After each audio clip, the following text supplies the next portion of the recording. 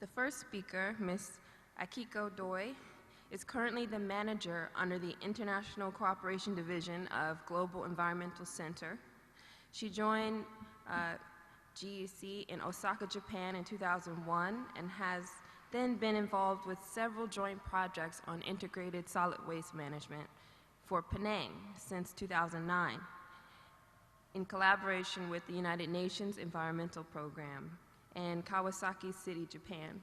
She has been working closely with the Penang state government, Majlis Pernaban Pulau Penang and Majlis Pernaban Seri Benang Parai, as a project planner and coordinator between Penang and Japan.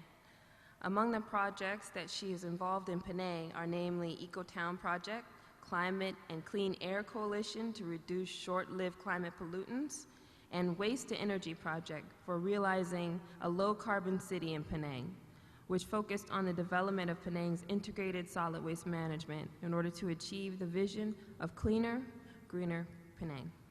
Ms. Akiko Doi. Good morning, ladies and gentlemen.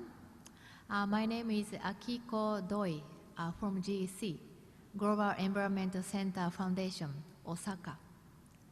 I'm very happy to be here with you this morning, and I'd like to express my sincere thanks to the organizers, Penang State Government and the Municipal Council of Penang Island and Penang Green Council.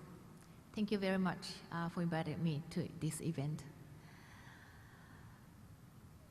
Let me please introduce my organization, GEC, Global Environment Center.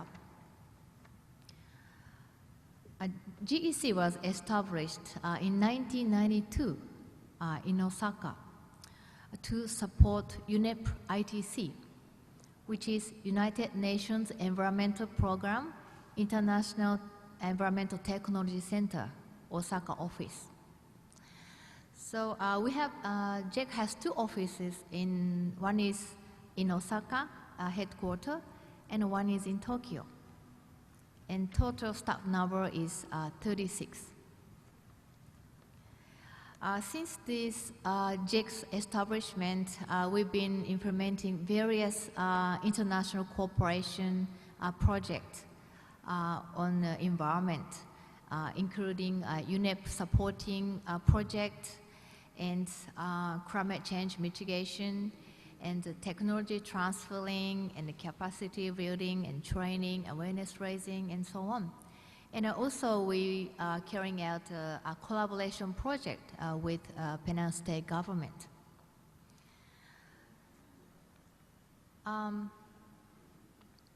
Well, you know, it's well known. Penang is a beautiful island, and that attracts many people and tourists from all over the world. And Penang continues, Penang continues to grow in terms of population and economic growth, along with increasing waste. So that practical strategy on reducing waste and energy consumption is essential. And I hear that in Penang, currently approximately 40% of solid waste, 40% of the total amount of waste is organic waste. And as you know, the organic waste creates methane gas. And we have 20 times greater impact on the, than CO2 on global warming. So therefore, Penang has been challenged in reducing organic waste, and so there is a need to improve integrated solid waste management. And so since 2004, GEC and Penang State Government, including MPPP and MPSP, in collaboration with UNEP and Kawasaki City and Osaka City government, working together closely in project for the solid waste management project. and also climate change measures for Penang. Actually, currently 3 ongoing projects like here in Penang. And one is Eco-Town project, which is focusing on integrated solid waste management. And second is a CCAC project. CCAC is stand for Climate and Clean Air Coalition to reduce short-lived climate pollutants, which is the project aiming to reduce greenhouse gas emissions for the climate change measures. And lastly, low carbon project, utilizing waste to energy technology, which is a new project to develop a low carbon society in Penang.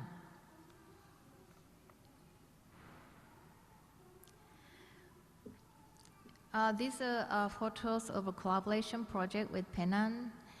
And as you know, Penang's great efforts on solid waste management are remarkable, especially in the last 5 years. They have made and achieved many good practices, including implementing the creative and unique programs.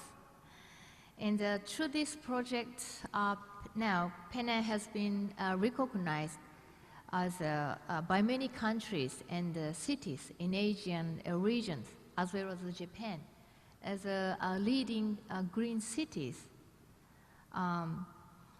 for the environment, and now is also identified by UNEP as a model city for organic waste management for Asia Pacific regions. So I'm being happy and honored to be involved in those projects for Penang and working together, with the Penang people. Well, now I'd like to move on my main presentation today. The title is Solid Waste Management Strategy for Global Warming Measure, Osaka City. Yes, I'd like to introduce Osaka City's policy and activities on solid waste management from a point of view of global warming measures. Okay, and contents including 3 topics. One is general information on Osaka City, and 2, history of solid waste management, and 3, current Osaka City's solid waste management. Okay. Osaka City. By the way, do you know about Osaka? Have anyone been to Osaka? No? Okay. I hope everybody knows about Osaka, at least. And Osaka is famous for good food, like Penang. And it's good for shopping and sightseeing and many things to do in Osaka. And these days, many Asian people coming to Osaka. I'm one of the Osaka citizen and living in Osaka since I was born. Well, this is the map of Japan, and Osaka prefecture located approximately in the center of Japan, and it is divided 33 cities and 9 towns and 1 village. And Osaka City is one of 33 cities, and however, it is the 3rd largest city by population after Tokyo and Yokohama. And the area is 222 square kilometers, and population is 2,667,000. And Osaka City's GDP is approximately $2 billion and $6 million. The history of solid waste management in Osaka, and this is the outline of the history of solid waste management in Osaka from 19th century to 20th century. And actually, the history of waste management is deeply connected with the public sanitation and environmental programs.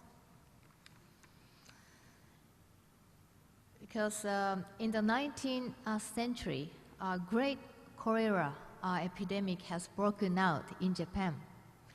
And in those days, there are no knowledge about prevention of the infection disease. So therefore, unfortunately, more than 100,000 people died in 1997 and 86 in Japan.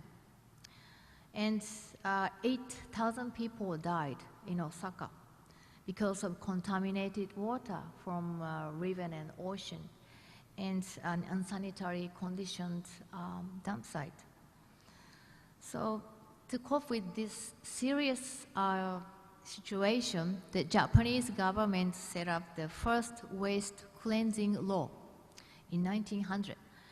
So all municipalities, including Osaka City, were obligated to, for solid waste management in sanitary manner.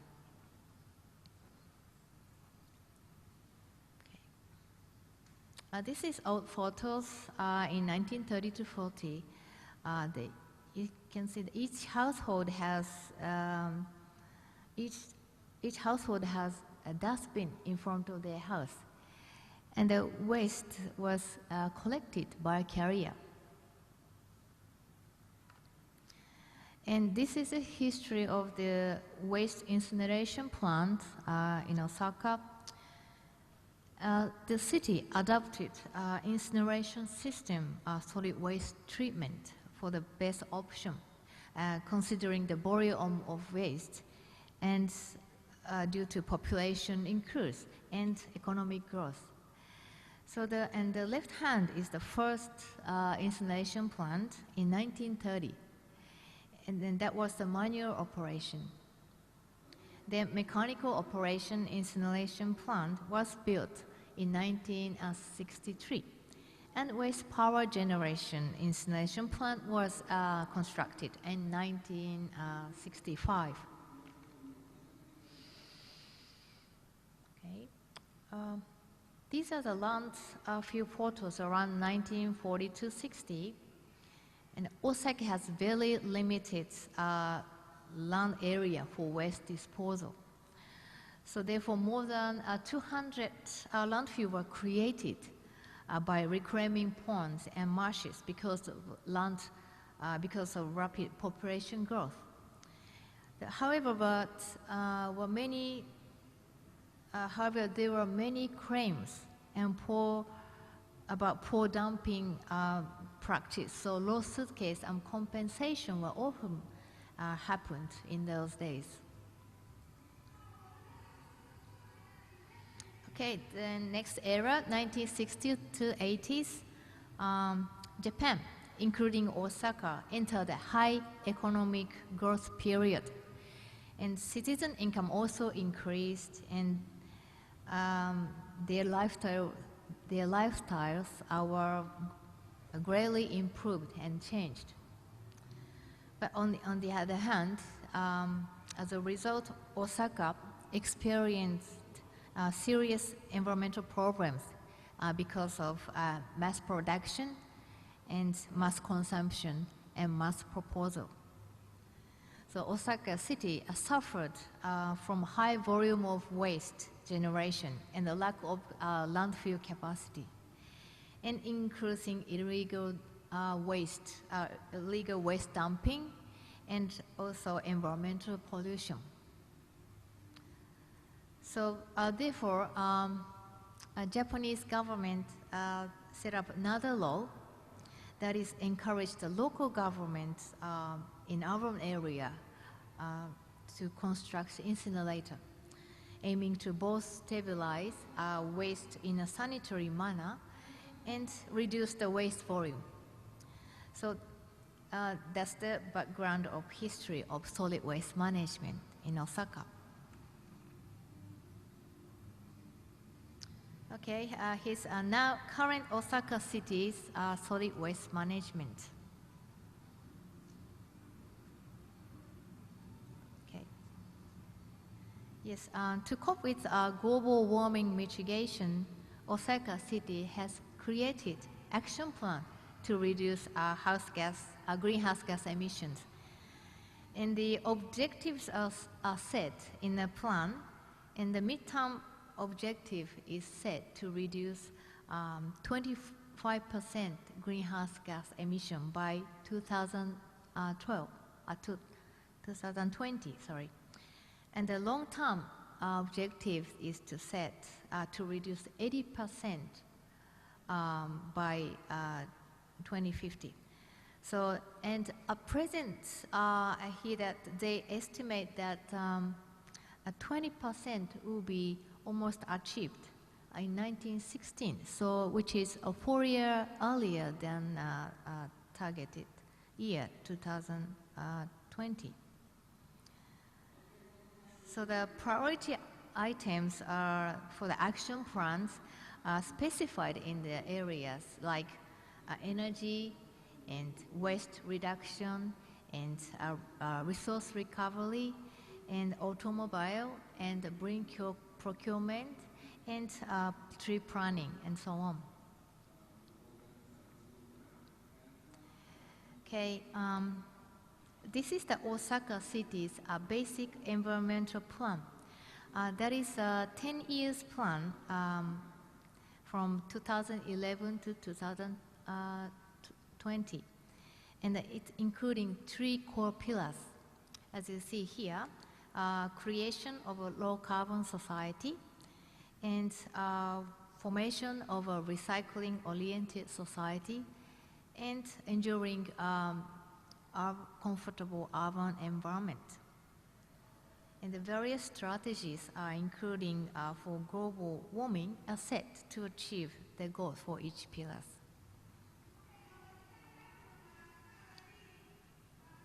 Okay, this is a trend of a model waste and the population from 1955 to 2011 in Osaka. And the city created a 10 years solid waste management master plan based on this data, like total amount of waste and population and amount of waste from household and business waste. Okay, this is the recent progress and result of the amount of waste treated in Osaka City. And along with the implementation of 3R countermeasures, and the waste treated volume has been steadily decreased since the base year 2007. And it's been decreased half a month, almost a half a month since the peak year 1991. And Osaka City is making steadily progress in reducing waste so far towards the target. And this is the waste composition in Osaka City in 2012. And as you see, the kitchen waste and paper and plastics waste are the most numerous percentage. And especially paper waste is account for 34% of all waste of Osaka. Okay, just to introduce about the waste collection service in Osaka City. Okay, this is the collection service in Osaka City. Currently, household waste and bulky waste and recyclable waste such as bottle and cans and plastics are separately collected by Osaka City government as shown in this chart. And the collection interval and a point and size of crew and vehicles and number of trips per day and destinations are different. It depends on the type of the waste.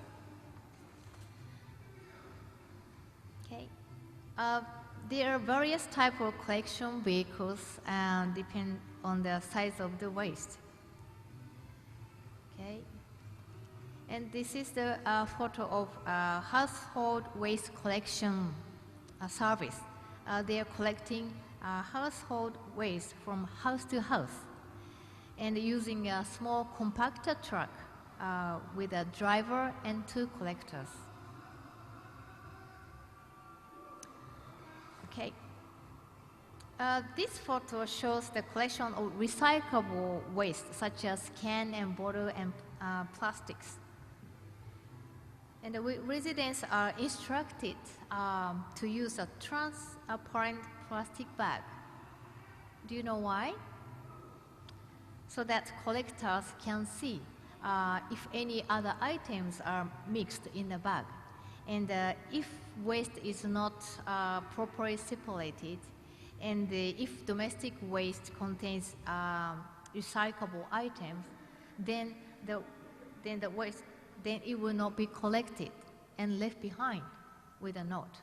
So we have to segregate properly at source. Okay. So unfortunately, there is still illegal dumping Osaka. Therefore, patrolling streets and removing dumped waste quickly is necessary.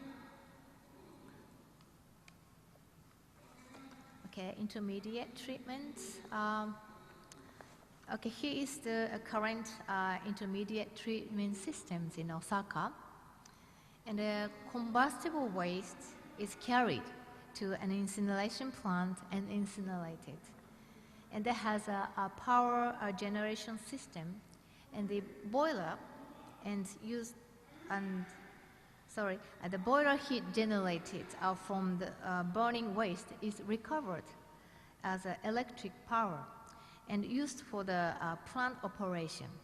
And it is called thermal recycle system, and which contributes to reduce energy saving and also greenhouse gas emissions. And on the other hand, bulky waste is carried to transfer station and crushed, and then steel and aluminum are separated by separators and recovered as material recycles.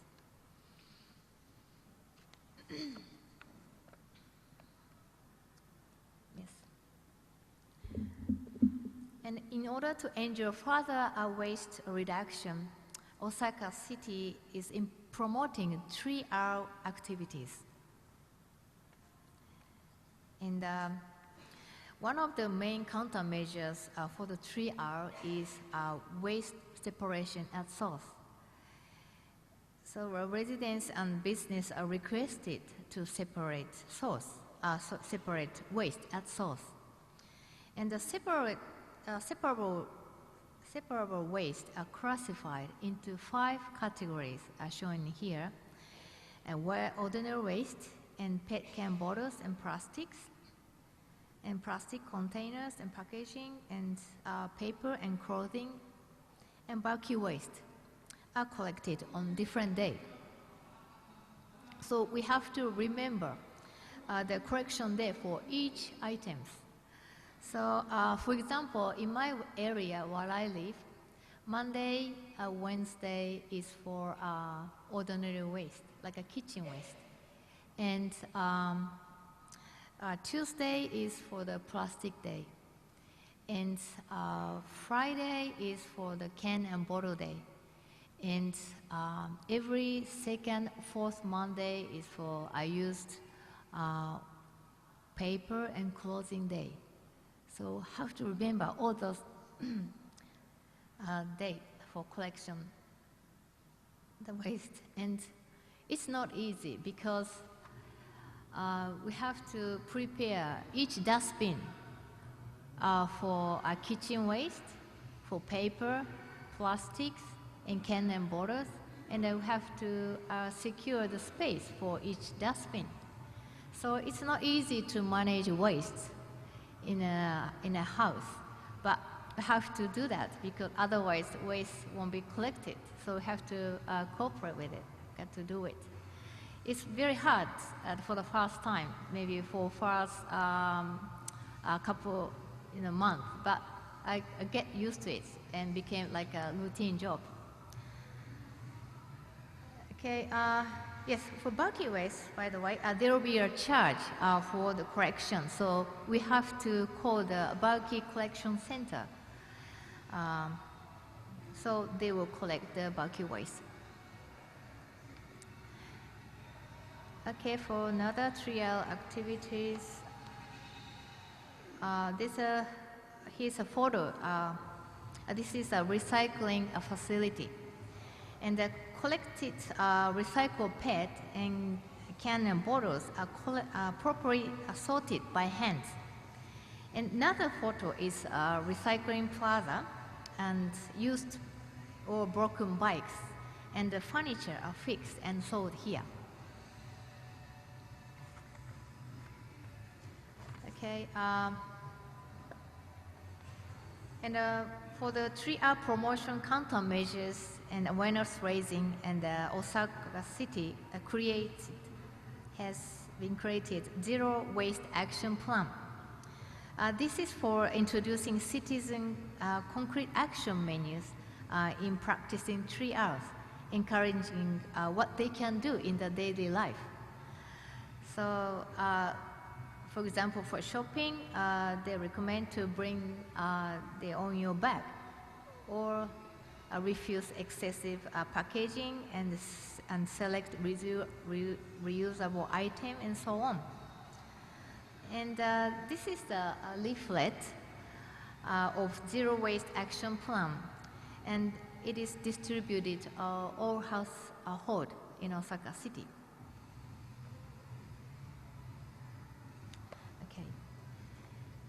Okay, and to facilitate a Zero Waste Action Plan more effectively, and Osaka City has been established a Zero Waste Leader system. This system is aiming to promote waste recycling by citizens. And Zero Waste Leader members, in collaboration with citizens and Osaka City, work together on a mandate to carry out waste reduction and Zero Waste Action Plan. So far currently 4,000 Zero Waste Leaders are appointed in each town assembly, and this system has been successful.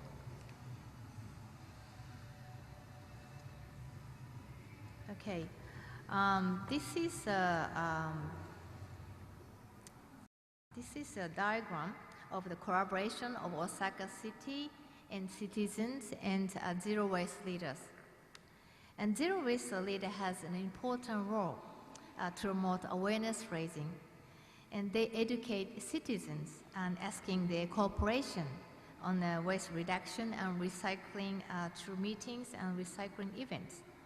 And meanwhile, Osaka City support Zero Waste Leaders by providing technical information and organizing a workshop and tours related to 3R promotion.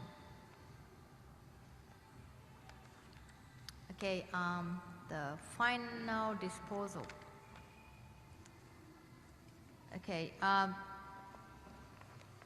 this is a final disposal site in Osaka called Hoko Sanitary Landfill. It was constructed by Sea Reclamation, as you see, in 1930, during 1973 to 80. And its area is 730,000 square meters. And the combustible waste from the city is incinerated, and then the ashes are disposed of this landfill site. And this is the final disposal landfill site in Osaka, and it will be difficult to secure more landfill So we have to use this proposal site effectively and as long as possible. Okay, that's all my presentation, and thank you very much for your kind attention. Yeah, and Jack would like to continue work with Penang and Penang people for better environment and for global warming measures.